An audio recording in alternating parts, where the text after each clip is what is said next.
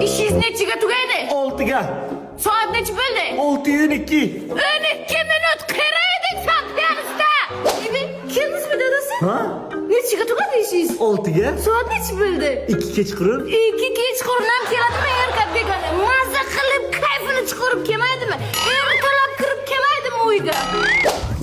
Oylik olib keldingizmi? Yo'q. Siz vobshe oylik olmang. Nimaga kelyapsiz? Men boqyapman, men karbit qilyapman-ku. Dadasi oylik oldingizmi? Yo'q, bermadi o'ylikni.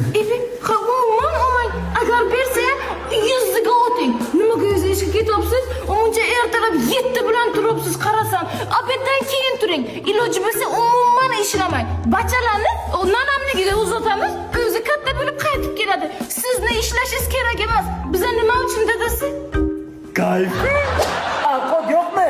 Alqot, go'rimdan bilsinmi alqot? Ana bu sizga makaron. Go'sht yo'qmi buni? Oylik yo'q, go'sht ham yo'q.